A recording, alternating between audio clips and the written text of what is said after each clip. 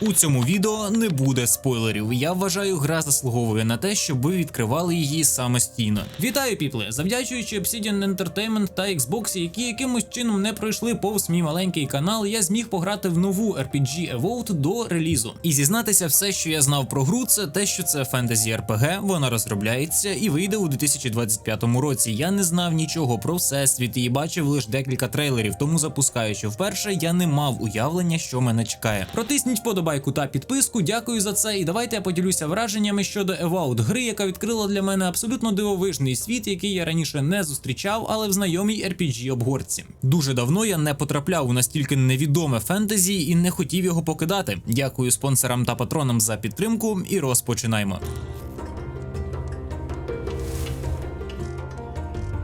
Останнім часом я стикаюся з так званою ігровою імпотентністю, станом, коли багато ігор скачені та чекають проходження, але щоразу мені не вистачає чи то часу, чи то бажання, чи то і того іншого поринути у світ. Запускаючи Evolved, цей стан мене також переслідував, але я не міг втратити ексклюзивний шанс перед виходом, і це разом з тим, яким цікавим виявився світ гри, допомогло мені поринути в той стан. Коли оточення, сюжет та квести захоплюють, а геймплей розважає. Evolved – рольова гра від першої особи від Obsidian Entertainment, видана Xbox Game Studios. Нагадаю, що Obsidian відомі такими проєктами, як Fallout New Vegas, Pillars of Eternity і The Outer Worlds. Знаючи це, приблизно розумію, що можна чекати від гри, але запевняю, що Evolved не копія своїх же проєктів, і я розповім чому. Це навколо розгортається у фентезійному світі Еора, відомому за серією Pillars of Eternity. І оскільки огляд ґрунтується на моїх враженнях, зазначу, що я із всесвітом Pillars of Eternity не знайомий, і поринувши в цю суміш магії, яка хапає багато різного з Толкіна, Роулінг, Скайрима, це мені так здалося, але виглядає настільки уособлено фентезійно, що язик не повертається сказати, ніби я це вже бачив. Еора зі своєю флорою, фауною, містами та законами дивовижна. Це чіпляє з перших годин геймплею, які правильно пробудовані і втягують в проходження, але про це теж пізніше.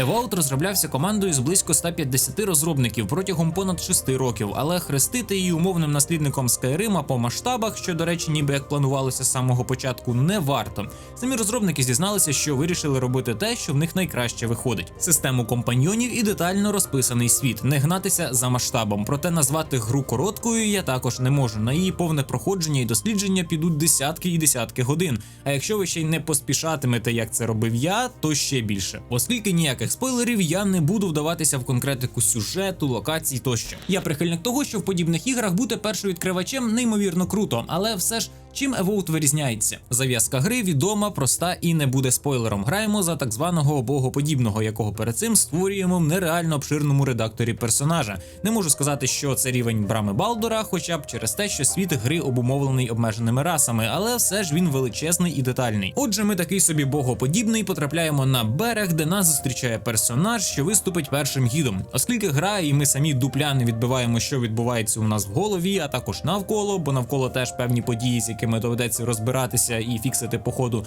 перші пару годин геймплею дуже класно проводять нас по основам гри, демонструючи не те, щоб усе, але загальну більшість, аби легше було зібратися докупи у незнайомому всесвіті. Все це є до того, що ми типовий герой, якого хтось любить, а хтось ненавидить. Потрапляємо у всесвіт, населений абсолютно різними особами, з різними історіями та проханнями. Світ цей красивий, але жорстокий та непривітний, і підкріплюється загальною загадкою, хто ми насправді такі і що відбувається навколо нас. Відштовхуючись від цього, і будується весь подальший геймплей та дослідження.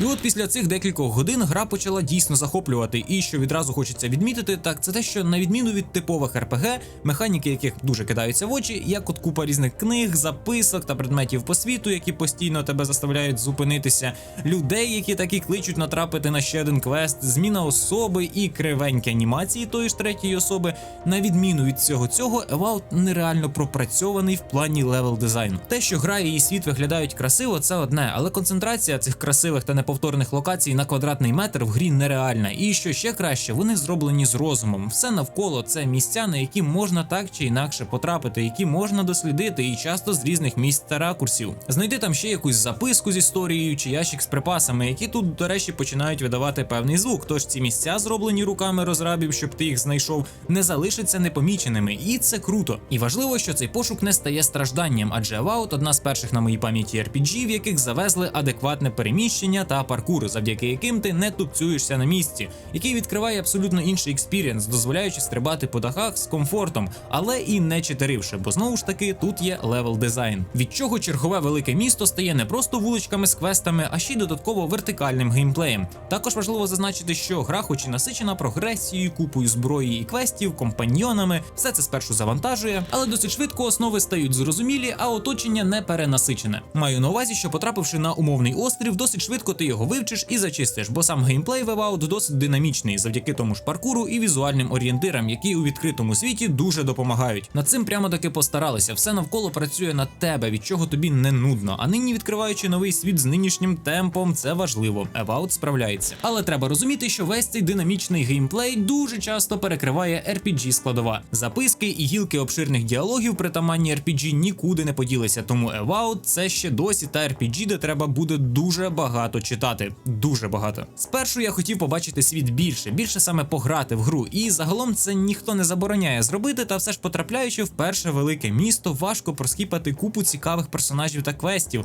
а кожен з них це справді або складна історія, або переживання, або інтриги, підкріплені 4-5 репліками, і ба більше Avowed досить непогано ще й ними маніпулює. Маю на увазі, що тут майже не зустрінеш концепції типових реплік, які можна переслухати, і реплік, які продовжать розмову, так званих ключових. Всі репліки можуть стати вирішальними, тому доводиться уважно слухати ту чи іншу історію і аналізувати, що обрати тут і зараз, і чи призведе це до бажаного результату. В плані діалогів Avowed дуже масштабна та цікава гра. Це стосується і квестів, до яких ці діалоги написані, і персонажів, що їх промовляють. Швидше за все, це ілюзія вибору, але я поки що не пригадаю настільки вдалої ілюзії. Хіба брама Балдора, певно, знову ж таки, яка велику частину реплік також просто скіпає. Це гра, в якій ти багато чого просто не почуєш, бо так сталося при цьому проходженні. Багато квестів можуть отримати інше завершення, бо твої дії вплинули на інший результат. І загалом цей відіграш мене спершу навіть відлякував, бо я постійно відчуваю недовершеність, ніби чогось не дізнався, але потім, відпустивши це, світ робиться таким собі обманно нескриптованим. Персонажі та компаньйони. Більшість персонажів ви запам'ятаєте. Більшість маленьких квестів не будуть стосуватися принеси мені 3 каліки, а міститимуть нехай хвилинну історію, але цікаву. Кожен сайт-квест – це окрема гілка пригод, яка так чи інакше призведе до ще одної, познайомить з іншою стороною медалі. Багато сайдів виявлялися набагато довшими, ніж я то очікував, і для RPG це той рівень, який хочеться бачити. Не буду ділитися прикладами, але всі квести, які я пройшов, лишаються в пам'яті, а як на мене, це гарний приклад проробленої роботи. Світ наповнений цікавими історіями, і зважаючи, що в цих історіях можна ще й рольовий відіграш застосувати, часто поєднуючи вибір в діалогах, а потім і на ділі, в плані якості наповнення світу сюжетно Obsidian також проробили велику роботу. Як мінімум, мене більшість історій зацікавила, при тому, що загалом всесвітом та персонажами я не був зацікавлений. Та гра заставляла щоразу з більшими очікуваннями її запускати, щоб вкотре підійти до незнайомця та дізнатися вже його історію.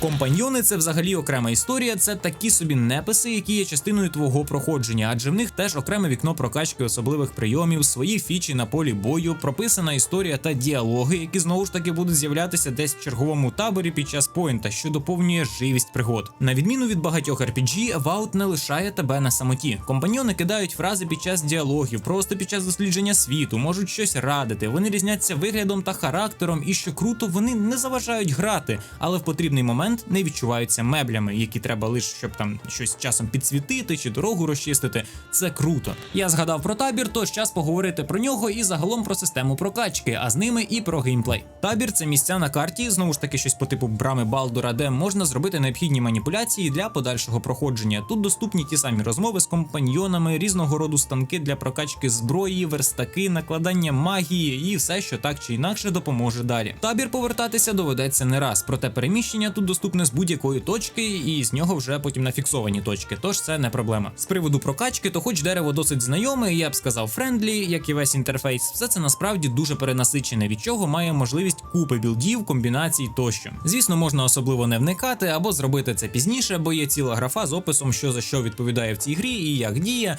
але все з часом я все частіше намагався щось прокачати і зрозуміти, яка зброя мені подобається більше. В тих самих вступних годинах нам дають пограти різними видами і зрозуміти, що тут і до чого. І як не дивно, навіть типову зброю тут змогли вирізнити. По-перше, у нас 2 руки і 2 кармана, грубо кажучи, що дозволяє запхати в один лук, а в інший інші 2 одиниці – меч і щит, або червону паличку і книгу заклинань, яка також має свої атаки, які також можна апгрейдити, але загалом і ми щось та вміємо, дивлячись, що будемо качати, та і буде з'являтися. Чи то нові прийоми, чи атака, чи комбо, всякі вміння. Коротше, поле для різних комбінацій геймплею, повторюся, люте.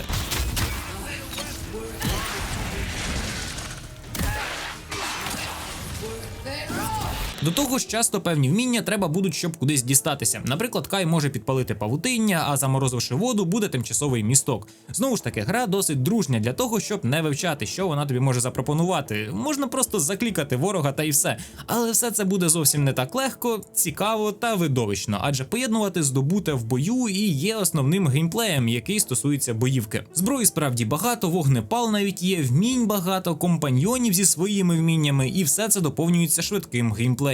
Претензії до пересування є лише під час підкату, в кінці якого персонаж на трохи зупиняється, що впливає на загальну динаміку. І от коли по драбині лізеш, теж все ніби відбувається, ледь не втричі повільніше. Гадаю, це пофіксять після виходу. В іншому боївка дуже фанова і візуально прикольна. Удари відчуваються по-різному, а сам геймплей швидкий через ту саму систему паркуру і відповідно швидкість переміщення, що, як на мене, зіграло на руку грі. Адже в більшості подібних RPG ми повільні, але ця повільність і довга біганина тут зведена на нівець. Коли керування в твоїх руках, гра дозволяє справді розважитися від процесу, але, звісно, і попітніти часом теж. Не скажу, що на середній складності, на якій я грав, боси були складними, особливо якщо мій рівень сходився з завданням, та фану від цього було не менше, адже загалом можна йти на завдання складніші і теж їх пройти. Гра не тримає і не обмежує, але ж попереджає, що може бути важче. До речі, так, є вороги, яких ти не можеш вбити спину, бо левел завеликий, але, чесно зізнатися, стелс в грі взагалі ніякий. Все завершується купою заклять і феєрверками, так чи інакше. Так що, як для RPG, геймплей ультрафановий та видовищний, швидкий та не набридає постійним тормозінням через кривий паркур чи повільне пересування. Це плюс.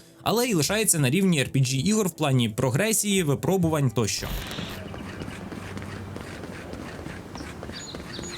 У 2025 році неможливо не сказати про графіку та оптимізацію. І я зараз скажу те, в що ви не повірите. Бо гра з досить хорошою оптимізацією. Справді, на 4060 Ti в 2К на високих ультрах з рейтрейсингом гра працює в 70-90 кадрів залежно від локації. І я впевнений, це не досконалий результат, до того ж графіка гри дозволяє бути не гіперреалістичною, швидше знову ж таки з певною схожістю на Hogwarts Legacy в плані загальної картинки. Але окрім певних просадок у великих містах на якихось там 10-15 кадрів і те, що до релізу ніяк не працює DLSS та генератор кадрів, тому продуктивність ця нативна, так би мовити. До речі, чому не працює, не знаю, можливо на виході вже все окей. Так от, крім цього, гра в стабільному стані, візуальних багів дуже мало, вилетіла лише один раз, і є якісь проблеми зі збереженням елементів керування, після перезапуску гри вони чомусь злітають. Помітно, що останній перенос був не через технічний стан, і це якесь чудо бачити гру на релізі з такою оптимізацією. Гадаю, що реалізувати це допомогла і система локацій в якійсь мірі. Це, звісно, не Starfield, але тут теж час від часу певні локації доводиться завантажувати. Умовно є великі біоми, але в тих біомах можуть бути великі міста та різні печери. І чомусь в саме місто можна буде зайти без підзавантажень, але в місті може бути умовно верхній район, і це вже буде окрема локальна мапа. Те саме стосується і різного роду інших локацій, печер тощо. Щось з них у відкритому світі, а щось окремою локацією. Світ не безшовний, але віддам належне, що це взагалі ніяк не вплинуло на загальне враження. Більше акцент на загальній картинці, яка тут прямо поєднання жорстокого фентезі ледь не з мультиком, але що не що, всі локації – це витвір мистецтва. І повторюся, в поєднанні з левел-дизайном, який на великих просторах, в потрібному місці чіпляє твоє око і тягне дослідити, це щось нереальне. Це одна з тих RPG, де все навколо насичене історіями та біомами, локаціями, у всесвіті, в яких де не встань, куди не подивись, щось буде таке, від чого подих перехоплює. А потім ти ще обов'язково про це десь почуєш, від когось дізнаєшся і так далі, бо в нас RPG, а не просто бродилка. Та й, звісно, виглядає все ж це плюс-мінус з очікуваними нинішніми стандартами краси, так би мовити. Де все намагається дати трішки більше, ніж ти того очікуєш, але при цьому не перенавантажуючи зір. Гра чітко розділяє предмети навколо, чітко дає зрозуміти, що тобі для чого знадобиться, що б'ється, що ні, куди ти можеш полізти, куди зачинено. В певних локаціях пропонує певні елементарні головоломки чи застосування тих самих мінь, про які я говорив. І що дуже мені кидалося в вуха, так, вуха – це звуки. До френдлі інтерфейса приєднуються звуки прямо таки зі Скайрима. Ну, дуже багато моментів, як от звук відкриття локацій, певних предметів чи ключових етапів чомусь нагадували Skyrim. Може, це в мене такий вайб зловився, але все ж навряд цього достатньо, щоб називати гру Skyrim'ом з пушками. Як RPG вона, звісно, містить багато схожостей, але сучасна обгортка, особливо яка проявляється в безпосередньому геймплеї і дійсно вдалому левел-дизайні, який дозволяє піти вертикально або зайти до того чи іншого квесту з іншої сторони, гру робить сучаснішою чи що, але лишаючи ту саму цікавість дослідження нового та красивого світу. Плюс вся ця історія з інтригою головного квесту і певні сюжетні повороти також важливу роль відіграють, бо хоч гра і заключається в тому, що потрібно говорити з персонажами, часом навіть катсцену покаже або чимось та здивує тим, що не очікуєш побачити. В принципі, це все, що я хотів сказати. Дякую Xbox, що не пропустили канал і дали можливість доторкнутися до ще, на мою думку, одної досить вдалої гри в майбутньому. Я суджу по собі. Зважаючи на те, що вже довгий час я просто не можу поринути в ту чи іншу гру через життя, Avowed зробила це, навіть при тому, що у цьому всесвіті я не був зацікавлений і нічого не знав, запускаючи гру. До речі, я сказав пару тез про те, що гра ідеально підходить для геймпасу, а також для відпочинку ввечері. То це правда. Адже гра, в яку можна повертатися з часом. Раз у декілька днів ввечері пройти декілька квестів, дізнатися ще пару цікавих історій, відкрити ще пару цікавих локацій. Гра справді на довгострок. І навіть якщо геймплейно вона вже почне вичерпувати себе, з часом, завдяки наповненню, в неї знову захочеться зайти. А чим це не ідеально для геймпас зі сторони розрабів, звісно, і для відпочинку зі сторони геймерів.